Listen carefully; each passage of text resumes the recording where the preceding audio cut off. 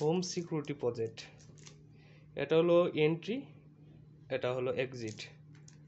তো একটা রুমের একটা হলো এন্ট্রি, একটা হলো এক্সিট। তো একটা রুমের ভিতরে একজন মানুষই প্রবেশ করতে পারবে। একজন মানুষ করতে পারবে, যদি আরেকজন ঢুকতে চায় সেক্ষেত্রে একজন বের হলে আরেকজন ঢুকতে পারবে। তো এটা হলো সিস্টেম। প্রথমে একজন মানুষ ঢুকলো, ডোর, এটা হলো ডোরের সিগন্যাল, এটা ডোরের হিসাবে কাজ করবে, ল্যাম্প দিয়ে আমরা প্রকাশ করে দিছি। তো একজন ঢুকলো, ঢোকার পরে একজন এখন বের হয়ে গেল, একজন বের হয়ে যাওয়ার পরে এখন আরেকজন ঢুকতে পারবে, এখন ঢুকতে পারবে। এখন যদি কেউ বের না হয়, যে ধরেন যে এখানে অনেকজন দেরি করলো 30 সেকেন্ড বা তার বেশি দেরি করলো, যদি বেরোতে যায় তাহলে অ্যালার্ম দেবে, অ্যালার্ম দেবে।